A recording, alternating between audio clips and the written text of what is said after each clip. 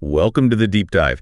Today, we're really digging into a stack of source material. Yeah, some fascinating stuff. Specifically, these excerpts from Suzanne Collins's Sunrise on the Reaping. That's right. And these pages, they give us this incredibly detailed look at a pivotal moment in Panem's history.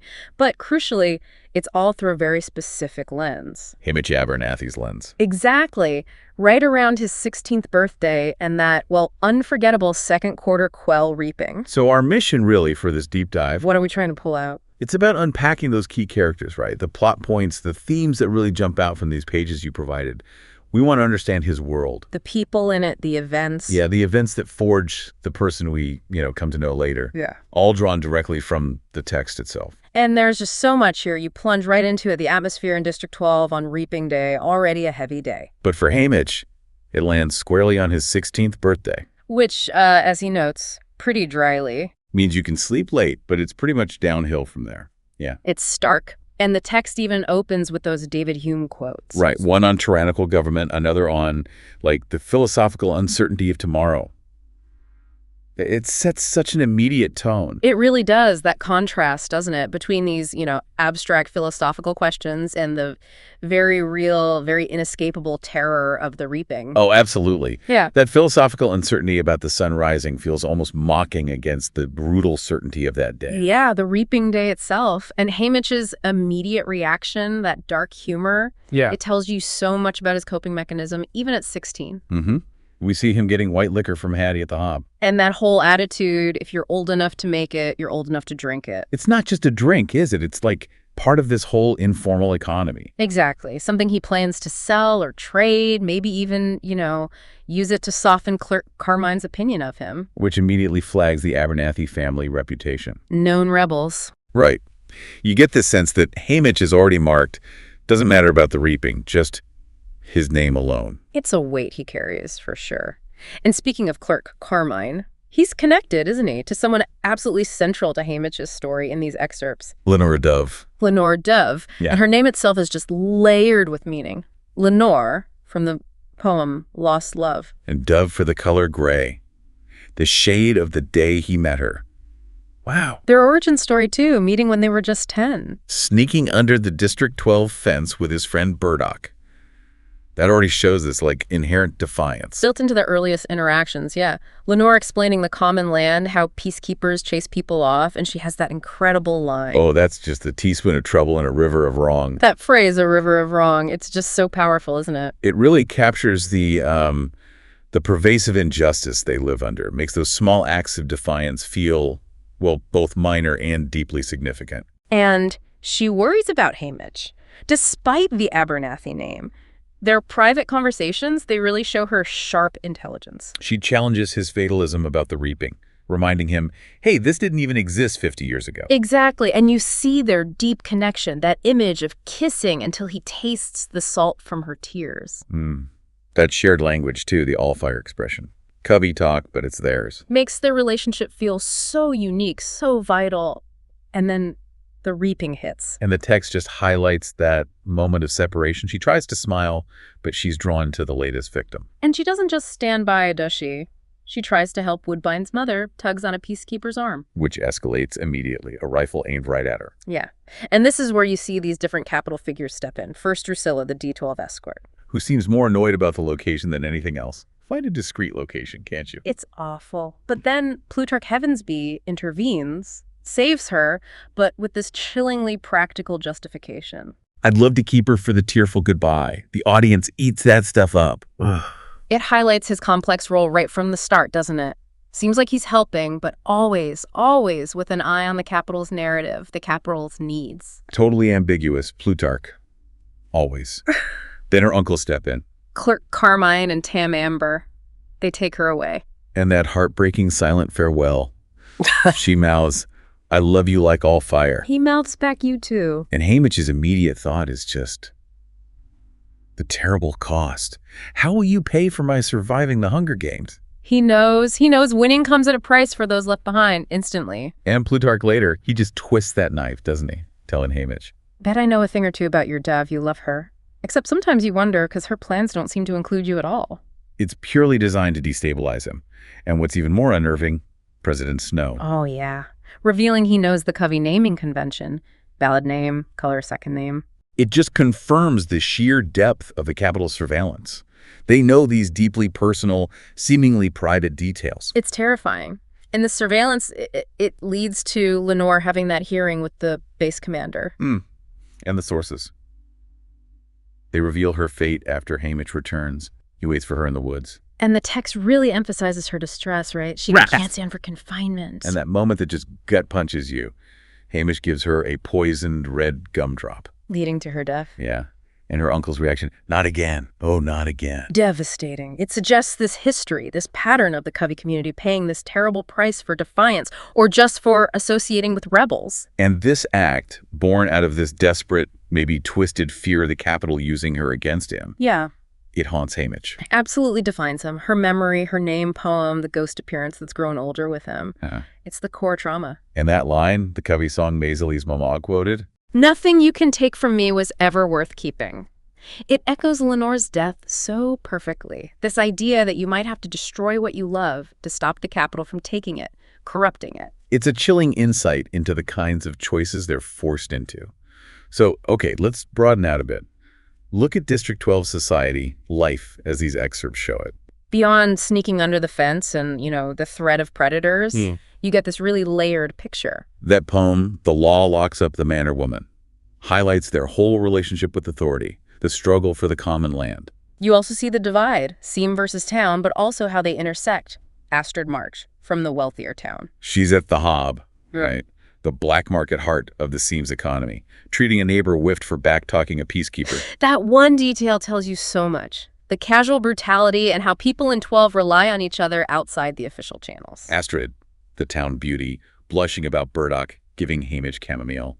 These small human moments exist right alongside the oppression. They do. And then the quarter quell rules just amplify everything. Twice the tributes. Haymitch thinks of it. What was it, like having 40 slips on a regular year? Exactly. And we see 12-year-old Sid crying, just a stark reminder of how young these victims are. We get glimpses of Haymitch's mother, Ma, the McCoys. And the other tributes drawn. Each one adds another layer to this portrait of 12. Yeah, Woodbine Chance, young, handsome, part of the crazy Chance boys, known for sedition and loss. Wyatt Callow, impassive at first, from a family with its own conflicts, an odds-maker father. Luella, looking after her mother's dress. Such a poignant detail. And Maiseli Donner, rich, sharp-tongued. Willing to stand right up to Drusilla, call her a low-rent escort. Ouch. Her strong opinions on fashion. The Mockingjay pin from Tam Amber, which significantly made Lenore Dove see red, hints at all these undercurrents. And the text shows different ways people survive, operate outside the law. Haymitch's white liquor compared to the Booker boys' betting ring. Represented by Luella's brother Kaysen, chasing pleasure. And those propaganda banners everywhere. Clearly aimed not just at the districts, but at convincing the capital's own citizens, too. Which is interesting in itself. And the tragedy just keeps piling up after the games. Haymitch returns. Ma and Sid are dead. In a fire framed as an accident, but later confirmed as something else. The detail of Sid calling for him, Ma's last words echoing his father's. Don't let them use you, Sarshi. It's just laid bare, this trauma. And Sid's fascination with the stars, taught by Lenore, who's taught by Tam Amber, it connects his death back to that same thread of Covey, knowledge, and influence. It's all interwoven. Wyatt's father, Jethro Callow, his suicide, described as a Booker boy's death, links the personal tragedy back to the district's underground. The sheer scale of loss. The funeral for Ma, Sid, Luella, Maiseli, Wyatt, and Jethro. It's overwhelming. And Haymitch's public image back home, already shaped by the edited Capitol footage. Yeah. Running from butterflies, saving Lulu, the tank, the rampage. It's already diverging so wildly from what actually happened. Yeah, the narrative control starts immediately. The source also gives us these details about life in the woods, right? The illegal hunting, poaching, needing weapons. His father's death in a mine explosion, hanging over everything. It's constant risk, constant struggle. We see his connection to Gale, the lynx nickname origin, and that vital system of trading at the Hob. Wild game, plants. Even wild dogs sold to Greasy Say for absolute essentials. bread, salt, paraffin, money. Gale's arrowhead in the bread. Such a small, powerful detail of their bond, their world. And Madge Undersea, the mayor's daughter, trading berries, reinforces those class intersections again. And Gale's comment on the unfairness of the reaping, it leads straight into the tesserae system. The text makes it so explicitly clear how cruel this is. Cumulative entries for basic food. Making the odds exponentially worse the older you get or the more family you support. Katniss with 20 names at 16, Gale with 42 at 18. It's not just unfair, it's a deliberate mechanism, isn't it? Yeah. Forcing that choice, starvation or a much higher chance of death in the arena. Horrifying. Then, getting ready for the reaping, his mother in her apothecary dress, Prim wearing his first reaping outfit. It grounds the terror in these domestic, personal moments. And then Effie Trinket arrives. The D12 escort, already shifted slightly off-center by her experiences, dreaming of a better district. And Haymitch's eventual descent, hiding in Victor's village, drinking. It feels like the inevitable outcome of all this trauma. Let's shift focus now to the capital, the games themselves, and the characters who operate in that sphere. Plutarch Heavensby. He remains just fascinatingly ambiguous. We saw him save Lenore, Dove, right.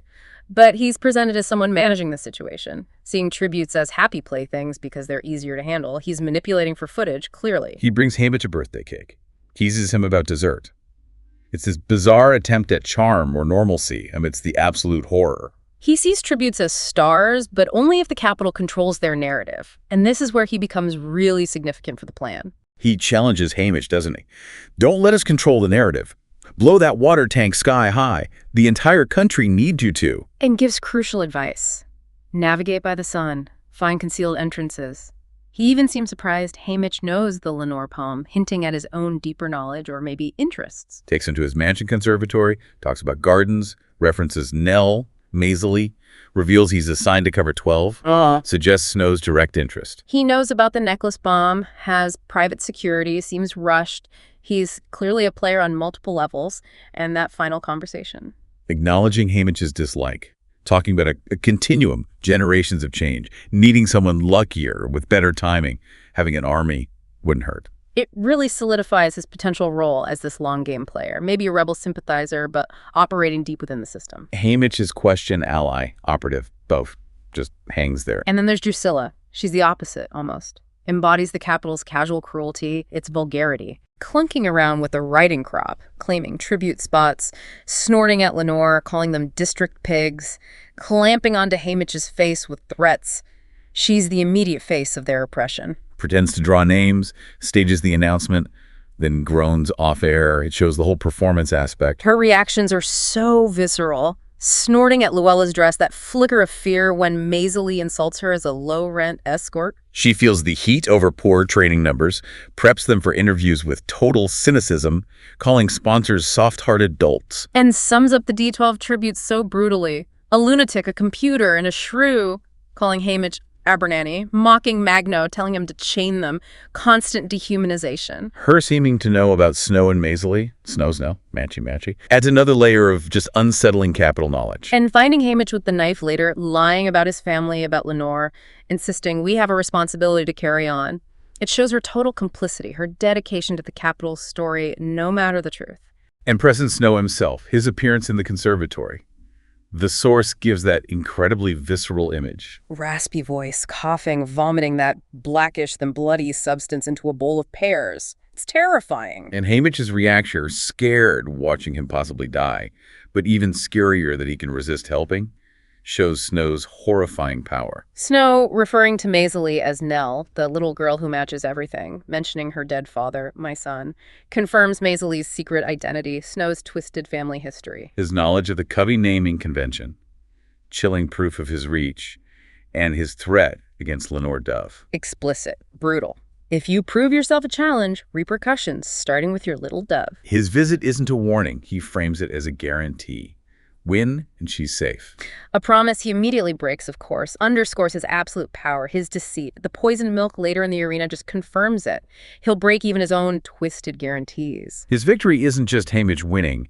It's making Haymitch's survival serve the capital, making the win feel utterly pointless. Other capital figures kind of flesh out this world, too. Tibby, the train staff. Bringing dinner, aglow with the birthday cake.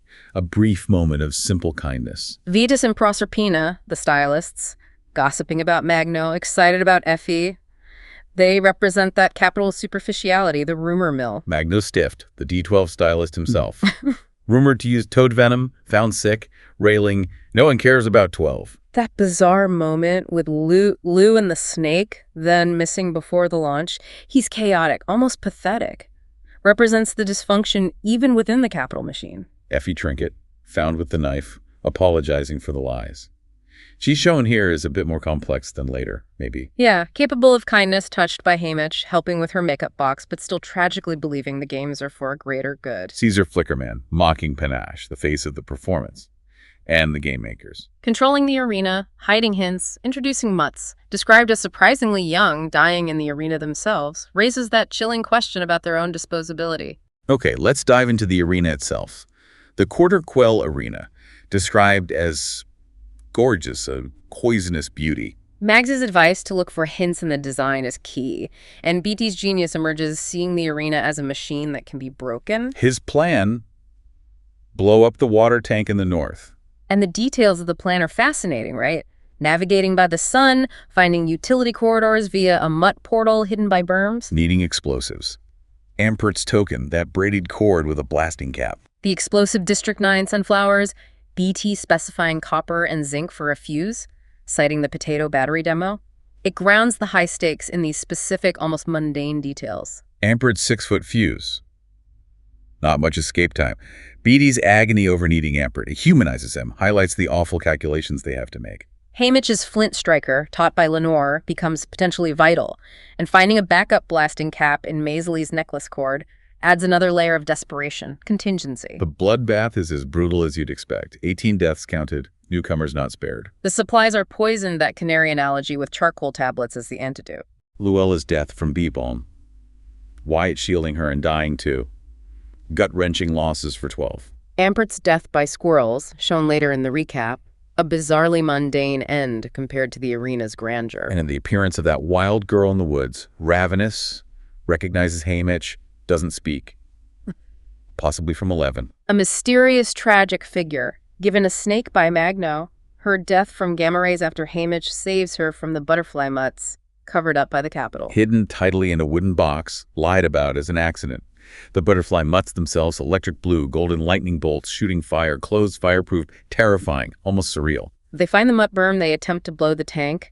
Haymitch reaches the corridor, attacked by bats, escapes the flood with his belt. The arena malfunctions, sparks, steam, the sky cutting in, but the plan fails. The mountain erupts, damaged but not destroyed. Games continue. And the aftermath inside the arena is just devastating. That recap footage they see later. Chilling demonstration of capital control. No alliance, no tank bombing, no Haymitch rampage shown. Ampert killed by squirrels, Silka by a force field. Maisley by pink birds in a manipulated redemption story. Welly screaming added in. The public narrative is a complete fabrication, turning Haymitch into a rascal calculator lunatic shrew. Snow trying to poison Haymitch with milk in the arena. Another layer of cruelty. The landscape crystallizes, and Maisley's death, tied to finding the force field, that golden staircase symbol. Drusilla's comment connects it to Snow, heaven's bees. Maisley touches it, shocked, then killed by the pink birds. Haymitch's reaction is profound grief, clutches her necklace, wants to die, and then the devastating realization. Maisley was Nell, Snow's granddaughter. Father was Snow's son. Mother was whipped. Oh my God. Her vision for a victor, the worst victor in history, tear up scripts, refuse to play, adds this layer of profound irony and tragedy to her death, especially given Haymitch's fate. He meets Welly in the tree. Scared, determined has her Vel token. Silka from 6 joins them. A brief moment of district unity. Sharing chocolate balls. Maisley's necklace holds the backup blasting cap. One final attempt to destroy the arena. He hides Welly, gives her Maisley's blowgun, the one used to kill Panache, Welly's determination. For the others, hide me, wanting a good victor. Heartbreakingly pure. Final confrontation. Haymitch drinks the poison milk, throws the axe at Silka, hits her eye. She dies. He dies from the poison. And then he wakes up. He survived. That moment of waking up, chained in pain, tubes of boxes, seeing that gray rabbit. It's the start of the aftermath, the slow, brutal return. Uncertainty about who saved him. Snow, rebels, Plutarch. Plutarch's ambiguity just hangs over everything. His immediate fears for his loved ones. Snow's guarantee. The healing is painful, washing off dead flesh, haunted by the arena deaths. Lenore Dove's fate, initially unknown, amplifying his torment, fueled by Plutarch's comment about her plans. He breaks down, smashes a chair, rechained. Effie shows that flicker of kindness, remembering the makeup box. But still tragically clinging to the idea of the game serving a greater good. The victory tour prep, seeing that completely manipulated recap footage, a stark reminder that capital controls the narrative. Utterly. He's forced to play the role, act as the greatest suck-up, endure the humiliation for the sake of those he couldn't save, but maybe could still protect. Capital tour, interviews, parties, faction shoots. Yeah. All part of the performance. Waiting at the train station for friends. And then the arrival of the carts. With the fake bodies of Lulu, Maisie, Wyatt, shatters any remaining illusion, exposes Snow's lies completely. And the final blow. Returning home. Mon and Sid dead. The fire accident confirmed as a lie. Burdock and Blair physically restraining him from running into the burning house, stopping him from ending it all right then. A moment of painful intervention. The funeral, Jethro Callow's suicide, the search for Lenore, learning about her hearing, and then the meeting in the woods. The ultimate agonizing choice, giving her the poisoned gumdrop. Her death. Her uncle's reaction, not again, echoing that previous loss, that trauma. This is the point of no return. Drives his descent into drinking, haunted by ghosts, the memory of her name poem. Effie finds him with the knife, still lying about his family, about Lenore, reinforcing the capital's insistence. The show must go on. We have a responsibility to carry on. The victory tour begins. The Capitol audience gives him a standing ovation, chanting, "Show it," wanting the manipulated highlights. It's in this moment he fully grasps it. His public image, his fabricated heroism. Yeah. It means Snow has won the day. Plutarch's final conversation, breaking submission, the continuum of change needing an army, hints at a larger game. One Haymitch is now, unwillingly, a crucial part of, even broken as he is. He's left in Victor's village, drinking, facing a future of mentoring tributes every single year. Another sunrise on the reaping. But even in that despair, there are echoes. Sid's voice, "Happy birthday, Haymitch." And when Lenore Dove comes to him now, as a ghost, she's not angry or dying. She's grown older with him, a quieter, constant presence. So if we look back at this whole deep dive into these excerpts, what's the core of what we've unpacked here? Well, you've journeyed through this single, brutal day in Hamish Abernathy's life, his 16th birthday, just inextricably tied to the terror of the quarter quo reaping. You've seen how personal connections, that love for Lenore Dove, the bonds with family, those unlikely alliances forged in the arena with Maisie, Wyatt, BT, Welly, even Silka briefly. How these relationships are his strength, his motivation, and ultimately leveraged against him by the Capitol. You've witnessed the calculated cruelty of the system, revealed in such granular detail, from the tesserae forcing unthinkable choices. To the performance of the reaping, the casual brutality of figures like Drusilla, the absolute terrifying power and deceit of Snow. The superficiality of the stylists and the ultimate manipulation of narrative through edited footage, turning defiance into spectacle or just erasing it. And you've glimpsed those seeds of defiance, even in 12. The Abernathy reputation, Lenore's inherent sense of injustice. Ampert's strategic thinking, Maisie's fierce independence and her vision for a disruptive victor, BT's genius aimed at breaking the system. Plutarch's ambiguous guidance. Hamish's own desperate acts of rebellion, even the ones that were co-opted or, seemed to fail. What truly stands out, I think, is how the Capitol's power isn't just physical.